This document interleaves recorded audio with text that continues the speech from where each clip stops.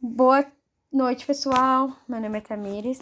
Eu, a Margarida Oliveira e a Letícia Maiara iremos apresentar para vocês agora sobre as diretrizes curriculares da educação quilombola. É um documento muito importante, muito rico. Para começar a apresentação, eu preciso que vocês saibam o que é quilombo. Então, tudo começa com uma resistência da população escravizada no Brasil. Então, os negros que conseguiam fugir do cativeiro, eles organizavam-se em quilombos, que eram comunidades constituídas por fugitivos, além de outras pessoas. Lá eles eram possível exercer suas crenças, eles viveram em harmonia, em união. Então lá eles faziam a própria família, né? No Brasil, o agrupamento mais conhecido foi o Quilombo dos Palmares, que tinha na liderança Zumbi dos Palmares. Quilombo dos Palmares foi um dos muitos quilombos da era colonial brasileira, e sua origem é de cerca de 1580 a 1590. Palmares era o refúgio de escravos fugitivos dos engenhos das capitânias de Pernambuco e da Bahia.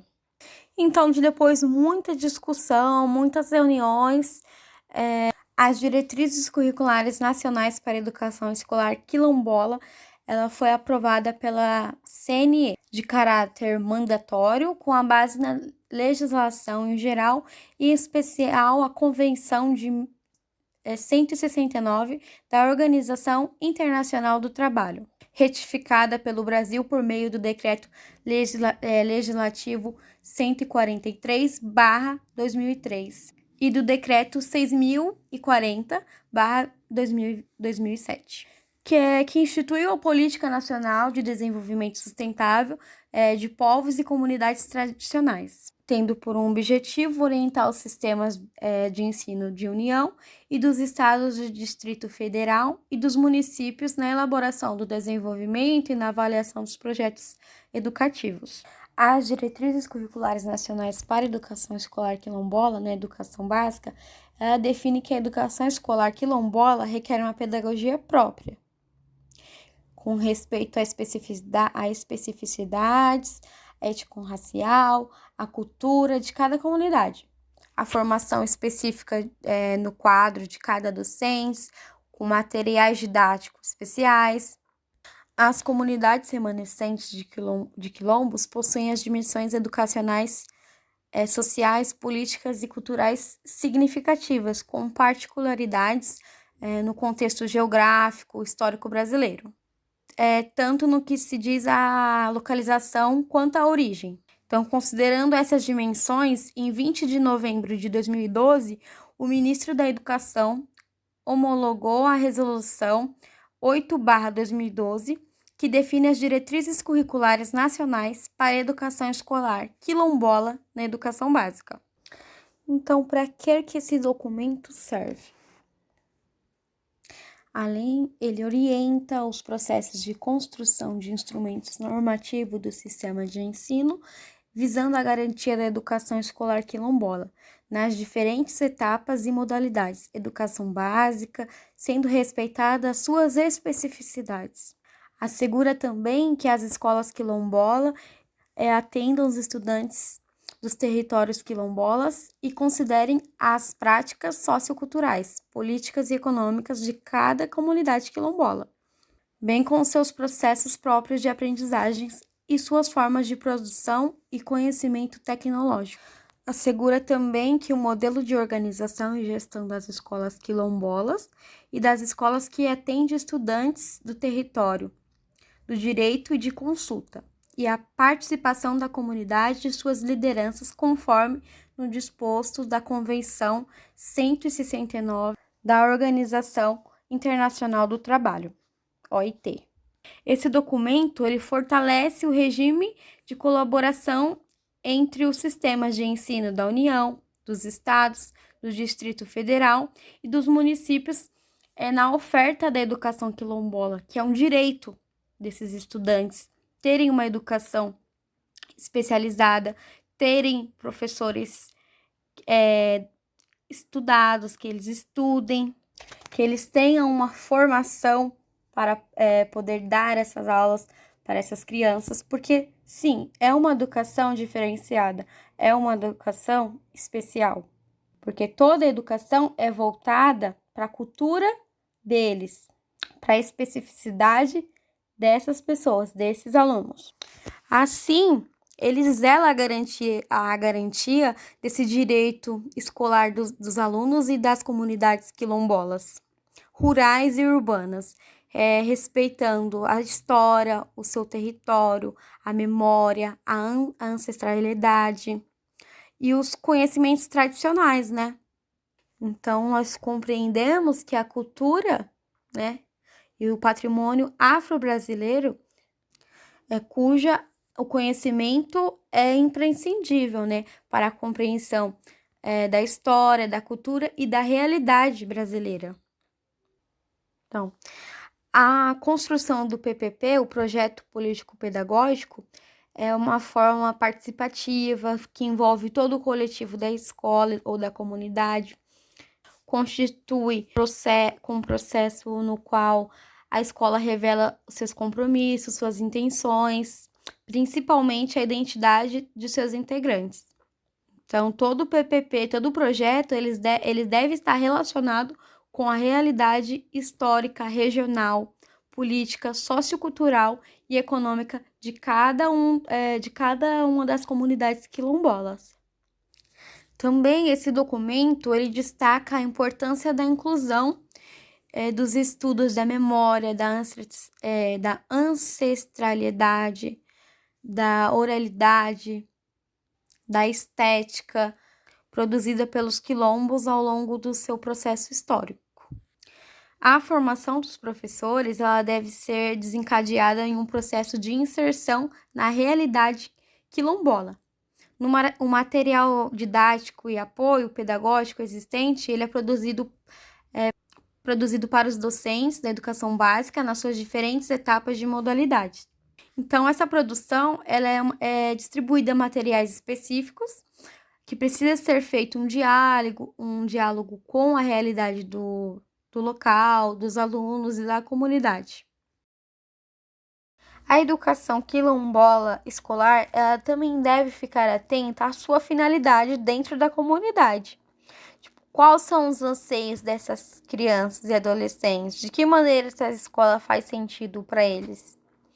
Porque cada comunidade remanescente de quilombos tem diferentes características, presentes no campo ou na área urbana, em quase todos os estados brasileiros. São muito diversas entre si, com históricos diferentes, com constituições diferentes, mas para todas elas, no entanto, a relação com o território é vital. O uso coletivo e a necessidade cultural, econômica, social, política, por isso denomina-se como território tradicional. Coletivamente também enfrentam uma história contra a luta, a opressão, o racismo, a violência. Nos tempos da escravidão, essa luta se dava em relação ao regime escravista, né? Na atualidade, é em relação à posse indevida das terras, por quilombolas, por grupos com poderes políticos, econômicos. O racismo também é algo que fala muito nessas diretrizes curriculares, a invisibilidade dessas pessoas, a cultura, os direitos, é algo que as pessoas vêm lutando, né? O artigo 7, por exemplo, é um artigo que abrange tudo isso. Abrange o direito à igualdade, à liberdade, à diversidade, à pluralidade, direito à educação pública gratuita de qualidade, o respeito e o reconhecimento da história e da cultura afro-brasileira, a garantia dos direitos econômicos, o preconceito de origem, de raça, sexo, cor, credo, idade e quaisquer outras formas de discriminação.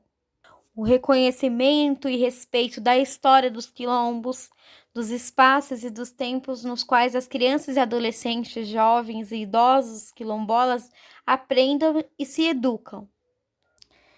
E falar algo muito importante também, que é a garantia de condições de acessibilidade nas escolas. seja acessível para esses alunos, que eles tenham a presença de professores e gestores nesse território, garantindo a formação inicial e continuada para esses docentes, né, para atuação nessa área, essa educação escolar quilombola. E assim garantindo também o protagonismo dos estudantes quilombolas no processo político-pedagógico em todas as etapas de modalidade, assim como eu falei antes.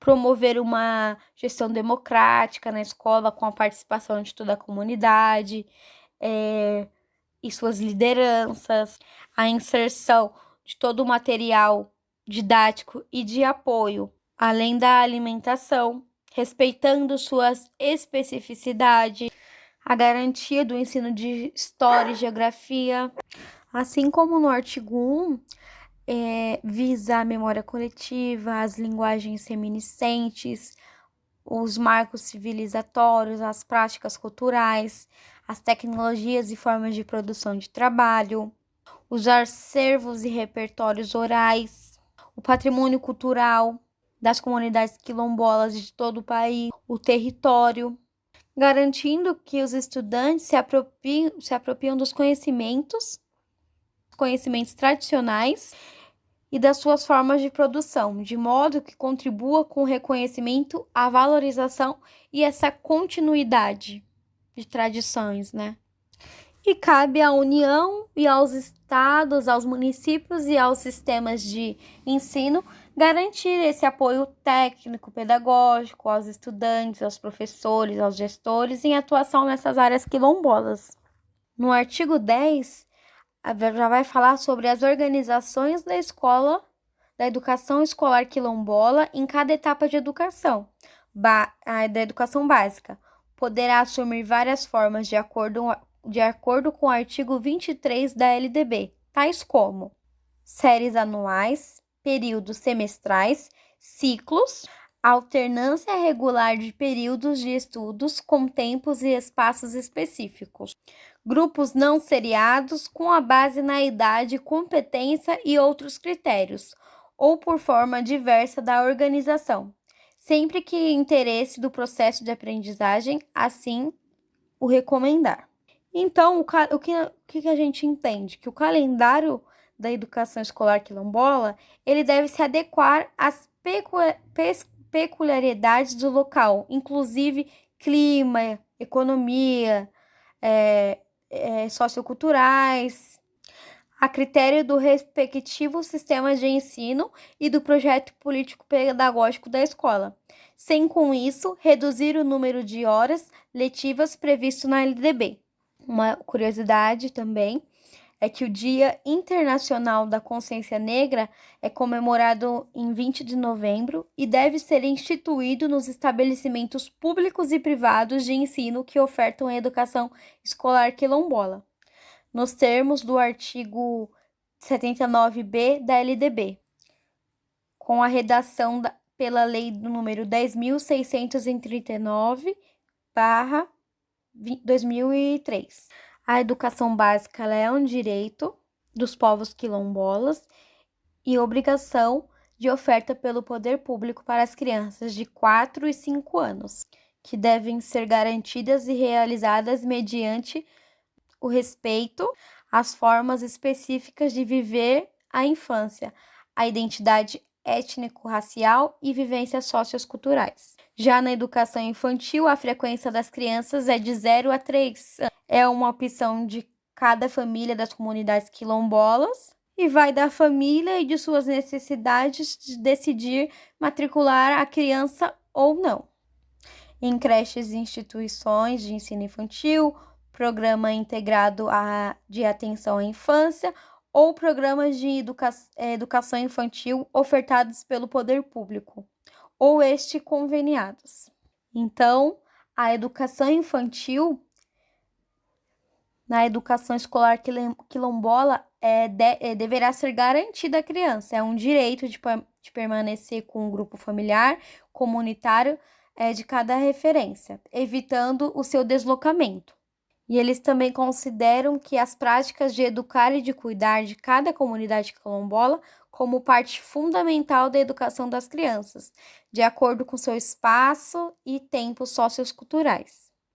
Os materiais da educação infantil, eles devem incluir diversos materiais em artes, música, dança, teatro, movimentos adequados à faixa etária mencionada de cada criança, por turmas e número de crianças nas instituições, de acordo com a realidade sociocultural da comunidade quilombola. Então, de acordo com a faixa etária da criança, os professores especializados irão ofertar esses tipos de materiais pedagógicos. Já o ensino fundamental é o direito humano social público, subjetivo ou aliado, a ação educativa da família e da comunidade. Eles devem constituir em tempo e espaço dos educandos, articulando o direito à identidade étnico-racial, à valorização da diversidade e à igualdade. Então, no ensino fundamental, eles devem garantir as práticas educativas visando o pleno desenvolvimento da formação humana dos estudantes nas especificidades e dos diferentes ciclos de vida. Já o ensino médio é um direito social e dever do Estado, na sua oferta pública e gratuita a todos, nos termos da Resolução CNE-CEB, número 2/2012. E essa educação é a consolidação e aprofundamento dos conhecimentos adquiridos no ensino fundamental, possibilitando o prosseguimento dos estudos. Então, o educando irá continuar aprendendo de modo de ser capaz e de se adaptar em novas condições de ocupação ou aperfeiçoamentos posteriores. Então, o ensino médio quilombola, ele deverá proporcionar aos estudantes participação em projetos de estudo, atividades pedagógicas que visam o conhecimento das dimensões do trabalho da ciência, da tecnologia, da cultura, das comunidades quilombolas, bem como uma sociedade mais ampla. Então, cabe ao sistema de ensino promover a consulta prévia e informada sobre o tipo de ensino médio adequado às diversas comunidades quilombolas, por meio de ações colaborativas, realizando diagnósticos das demandas e relativas a essa etapa da educação básica com a realidade quilombola. Então, eles visam o ensino médio adequado aos seus modos de vida, assim como eu citei muitas vezes durante a apresentação. E organização social, nos termos da Resolução CNE-CB 2/2012. A Margarida irá dar continuidade na apresentação. Olá, meu nome é Margarida e eu vou começar a falar a partir do artigo 22. O artigo 22 a educação especial é a modalidade de ensino que visa assegurar aos estudantes com deficiência, transtornos globais do desenvolvimento e com altas habilidades e superdotação o desenvolvimento das suas potencialidades socioeducacionais em todas as etapas e modalidades da educação básica nas escolas quilombolas e nas escolas que atendem estudantes oriundos do território quilombola. Esse artigo tem vários incisos que diz que a respeito de garantia à oferta de atendimento na AEE, que é atendimento educacional especializado, acessibilidade, prédios adequados, equipamentos, transportes profissionais e tecnologias. Em caso de necessidade diferenciada de comunicação, a utilização de Braille e Libras, que é a língua brasileira de sinais, assegurar igualdade de condições de acesso e permanência à conclusão com sucesso dos estudantes mediante a esse atendimento. O artigo 23, a educação de jovens e adultos, o EJA, caracteriza-se como uma modalidade com proposta pedagógica flexível, tendo finalidades e funções específicas e tendo a duração definida, levando em consideração os conhecimentos e as experiências de vida dos jovens e adultos ligados às vivências cotidianas, individuais e coletivas, bem como ao mundo do trabalho. contendo proposta pedagógica flexível em considerações conhecimentos específicos da vida do aluno quilombola, interesses da comunidade, projeto de vida, contextualizar questões históricas, públicas e culturais e econômicas. A EJA se articula a educação profissional técnica de nível médio, considerando os princípios da educação ampla e etnodesenvolvimento, a sustentabilidade socioambiental e respeito à diversidade dos estudantes, considerando as formas de organização das comunidades quilombolas e suas diferenças sociais, regionais, políticas, econômicas e culturais. Próximo artigo, artigo 24. Educação profissional técnica de nível médio na educação escolar quilombola deve articular aos princípios da formação ampla, sustentabilidade socioeconômica e respeito à diversidade dos estudantes, considerando as formas de organização das comunidades quilombolas e suas diferenças sociais, políticas, econômicas e culturais, devendo articulação de princípios da sustentabilidade socioambiental e diversidade, de modo de interinstitucional, devendo ser ofertada em convênio com instituições de educação profissional e tecnológica e organizações do movimento negro e do movimento quilombola, de acordo com a realidade de cada comunidade. Título 6 da nucleação e transporte escolar. O artigo 26. A educação infantil e os anos iniciais do ensino fundamental na educação escolar quilombola realizada em áreas rurais deverão ser sempre ofertadas nos próprios territórios quilombola, considerando a sua importância no âmbito do Estatuto da Criança e do Adolescente.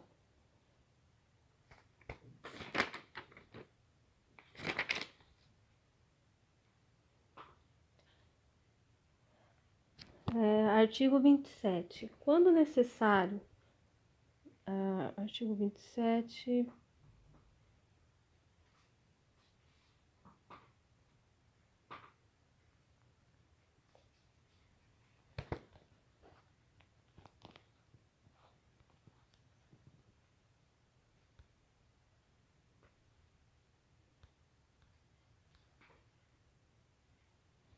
Artigo 27. Quanto aos alunos do ensino fundamental, ensino médio integrado ou não à educação profissional técnica e à educação de jovens e adultos não puderem ser ofertados nos próprios territórios quilombola, a nucleação rural levará em conta a participação das comunidades quilombolas e suas lideranças na definição do local, bem como a possibilidade de percurso a pé pelos estudantes na menor distância a ser percorrida em condições de segurança. Quando necessário, o transporte que seja na menor distância possível do território quilombola. Artigo 32.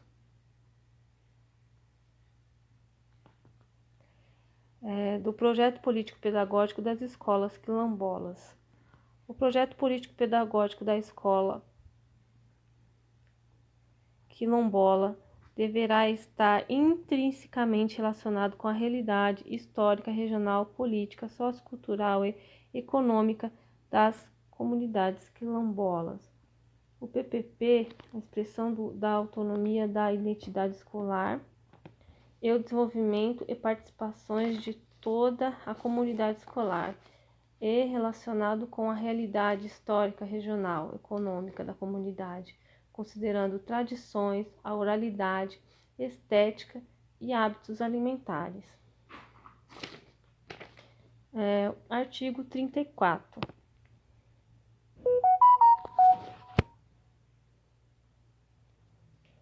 O artigo 34,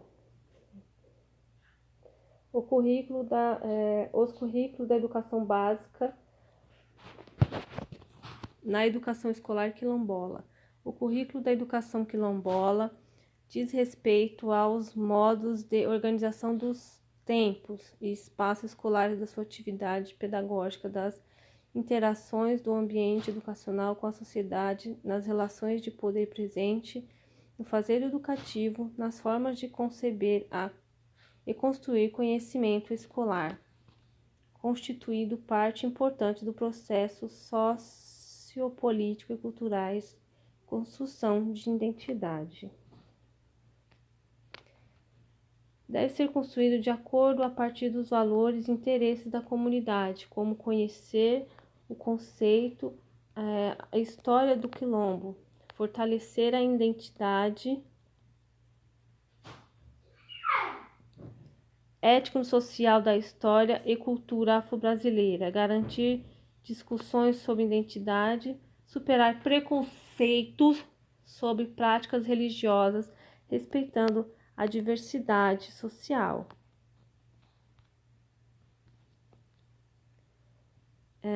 Artigo 37.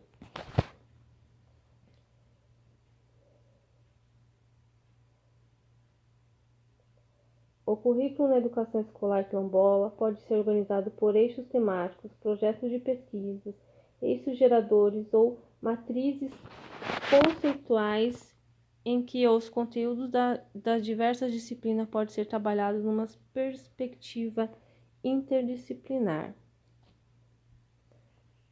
O artigo 38, a realização curricular da educação escolar quilombola deve ser pautada em ações e práticas político-pedagógicas que visam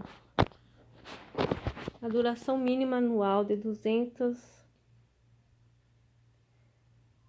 dias letivos, perfazendo no mínimo 800 horas, respeitando a flexibilidade do calendário das escolas, a qual se está organizado, independente do ano civil, de acordo com as atividades produtivas socioculturais das comunidades quilombolas.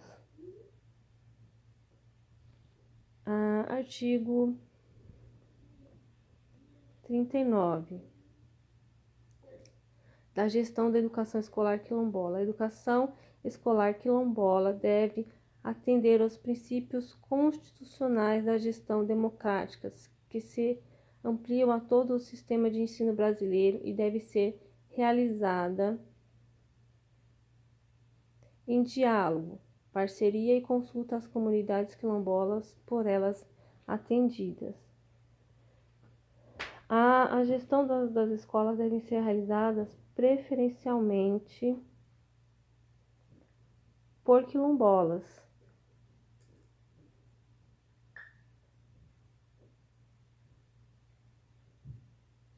O sistema de ensino em regime de colaboração estabelece convênios e parceria com instituições de educação superior para a realização do processo de formação continuada em serviço dos gestores em atuação da educação escolar quilombola. Capítulo 3 da avaliação. Artigo 41.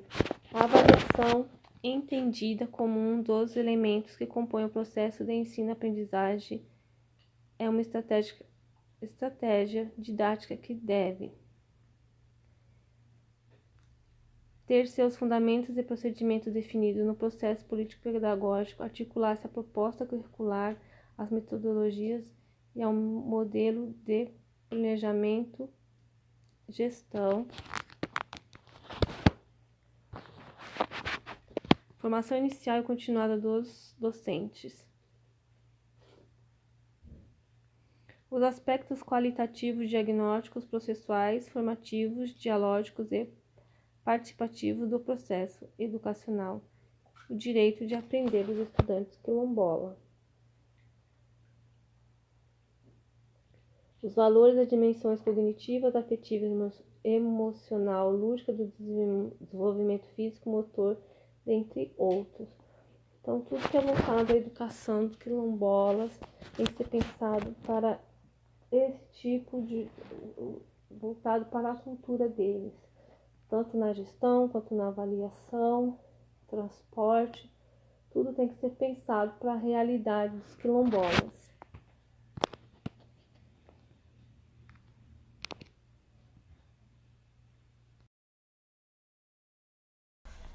Olá pessoal, eu sou a Letícia, faço parte do grupo junto com a Margarida e a Tamires e a gente vai falar um pouquinho, né, sobre o currículo quilombola, né, mais precisamente sobre o documento de diretrizes curriculares nacionais para a educação quilombola.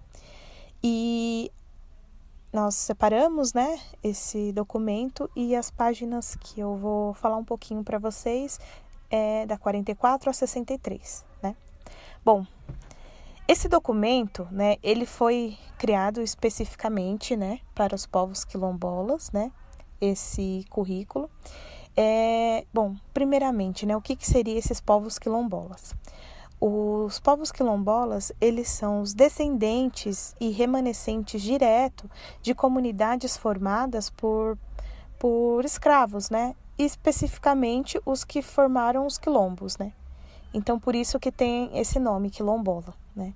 Ele faz essa referência, né, a esses escravos, que é diferente de outros, né? Já tem uma especificidade só nesse termo, se a gente for analisar, né?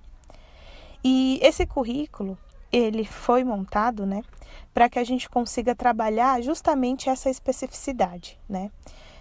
Como, né, todo mundo sabe, a educação ela é bem complexa e ela tende também, né, a gente tem que ter o análise do público que a gente tem que atingir, e isso não é só coisa de faixa etária, né? Isso vai também dessas questões culturais, né? É assim como a gente vê também com a questão indígena, né? Assim como a gente vê com a educação inclusiva. Então, tem uma série de elementos, né, que são específicos e a gente precisa ampliar esse debate e tudo mais. Aí esse documento ele foi pensado para isso. Depois de uma certa pesquisa, né, e tudo mais, considerando a perspectiva dos próprios quilombolas, né, aí ele foi desenvolvido. A priori, né, a gente tem coisas desde do mínimo ao máximo, né? Então, pensado nas pequenas e grandes coisas, né?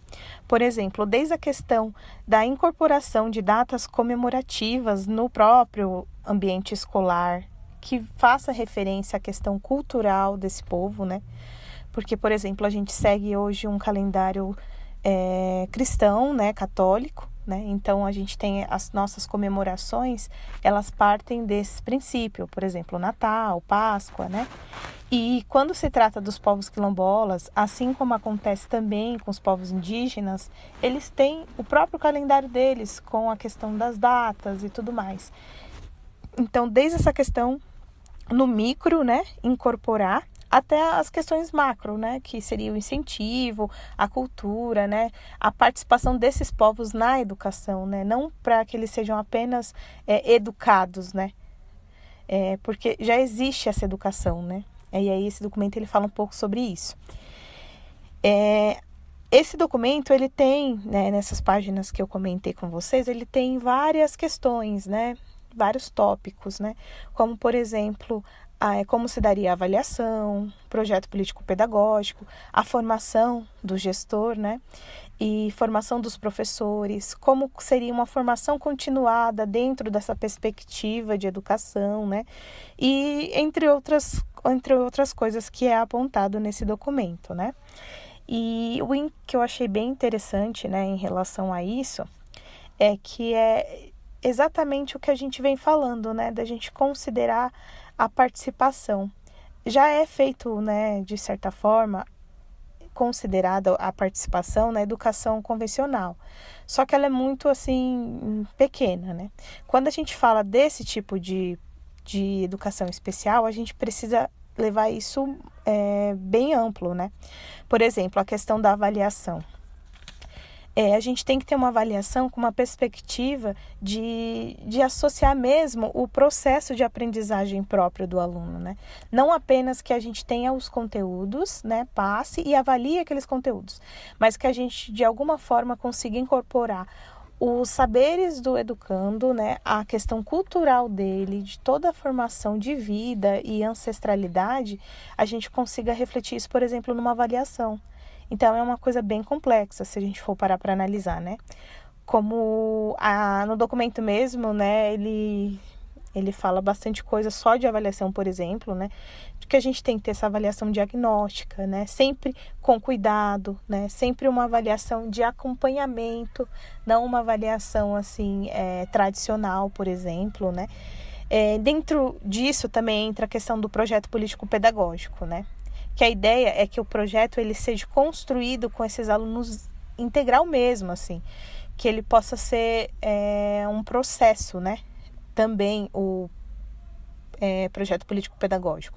Não que a gente venha com as nossas formações já, né, para adaptar para aquele processo. A gente tem que ouvir. Esse documento, ele fala sobre a participação da criação desse projeto, para que a gente entenda, porque, assim, essa questão cultural é muito forte, então, assim, quem mais vai poder especificar isso para a gente é o próprio educando, é a própria comunidade, né? Então, tem muito isso. Até mesmo sobre a formação dos gestores e professores, ele especifica que, de preferência, que sejam pessoas da comunidade, né? Por causa dessas questões, né? Que seria uma pessoa já inserida dentro dessa cultura, né? Que já teria essa visão e poderia formar uma espécie de ponte, né? Entre essa questão cultural para a nossa cultura atual, né? Que é bem diferente, inclusive, né? Ele também fala sobre a formação continuada e dessa importância mais do que nunca, né? Porque como a gente trabalhando, né, dentro dessa educação, dessa perspectiva quilombola, ela é bem específica, né? Ela exige uma formação muito, muito forte, né, do educador, para que ele esteja sempre se adaptando, para que ele consiga alcançar, né, esses objetivos, que são bem complexos, diga-se de passagem, né? Porque essa questão da gente poder incentivar, trazer a cultura do aluno, e especificamente quilombola, para dentro dessa perspectiva educacional, para que ele participe, para que ocorra a formação, a aprendizagem dele, é uma coisa muito complexa, né? Naturalmente. Então, essa formação, ela é muito necessária e é bem especificado nesse documento, né? Que precisa haver e tudo mais. Bom, resumidamente, essas páginas do 44 ao 63, elas falam, né, um pouco dessas questões que eu apontei, né? Propõe também um debate, tem todo um referencial teórico esse documento, muito legal, né? Que mostra que foi feito alguns estudos, pesquisas para ele ser elaborado, né? Tendo em vista, né, essa questão específica, né? E eu achei muito bacana também.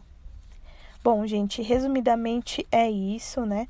Eu acho importante a existência, né, desses documentos também, assim como tem outros currículos específicos, né, para cada tipo de educação, né? A gente precisa analisar também a questão cultural, porque muitas vezes, eu acho que até pegando o gancho da pedagogia, a gente analisa muito as coisas por faixas etárias, né? Por séries, enfim. E a gente não abre, às vezes, espaço para esse tipo de perspectiva, que é a questão cultural, né? E aí a gente levando em consideração, né, também a diversidade que o nosso país tem, né, se você for parar para analisar, né, e é isso que eu acho importante ter, né, esses documentos, porque existe uma educação diferenciada no Sul, uma educação diferenciada no Nordeste, uma educação diferenciada no Sudeste.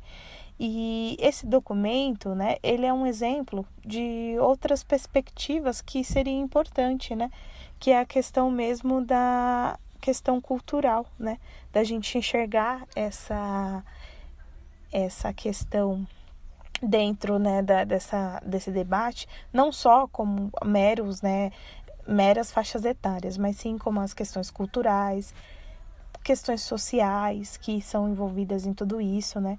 Porque você imagina a gente pegar uma turma de povos, né, escravizados.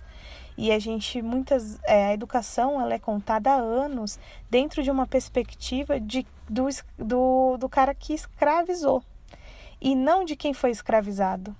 Então, quando você chega, por exemplo, para dar uma aula, né, ou até mesmo para ser um gestor de uma escola que tem essa característica de pessoas descendentes de escravos e tudo mais, imagina você ter que contar isso numa perspectiva como se os escravos ainda fossem os errados da história, assim, muitas vezes, né? Então, é uma questão muito complicada, né? E aí a gente vê a importância dessa discussão, porque se não tivesse essas especificidades, se não fosse pensado nisso, obviamente a educação com esse tipo de pessoas, ela não ocorreria, né? Já é difícil mesmo com tudo isso, com toda essa questão, mas se não tivesse, seria pior ainda, né? Porque aí a gente estaria sempre trabalhando essa questão de uma única cultura, né? Sempre de uma perspectiva de uma pessoa, de um homem, né? Uma pessoa branca, uma pessoa de classe dominante, né? E tudo que vem embaixo disso não é considerado parte de história, né? Fica sempre à margem, né? Então, eu achei muito importante, assim, esse documento, né?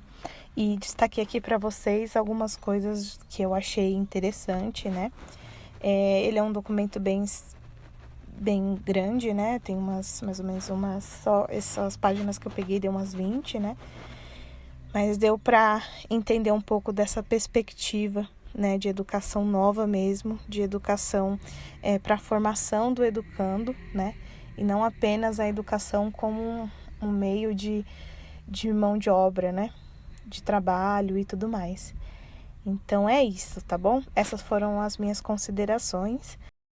Então, pessoal, para finalizar, eu espero que vocês tenham gostado e que vocês tenham entendido a importância dessas diretrizes que vão orientar os sistemas de ensino para que possa colocar em prática essa educação quilombola, mantendo sempre um diálogo com a realidade sociocultural, política das comunidades e também do movimento quilombola, né? Que é muito grande.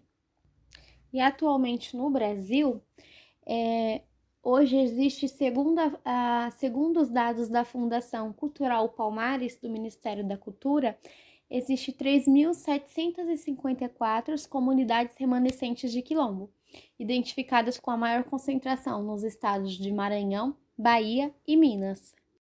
Para elevar a qualidade da educação oferecida às comunidades quilombolas, o Ministério da Educação ele oferece anualmente o apoio financeiro aos sistemas de ensino, né, que são para os recursos que são destinados à formação continuada de professores para essas áreas remanescentes, e também a ampliação e a melhoria da rede física escolar e a produção e aquisição do material didático, que é muito importante, né? Que eles tenham, como eu falei, como as meninas também falaram, que eles tenham esses materiais didáticos de acordo com a realidade. Então, acreditamos na importância desse documento, né? Em valorizar a cultura afro-brasileira e a resistência também perante a escravidão e a opressão. Por isso mesmo que eu citei nesse trabalho a importância do Zumbi dos Palmares, né? Que até hoje ele é símbolo de resistência contra a escravidão. Então, é isso, nosso trabalho, e eu espero que vocês gostem.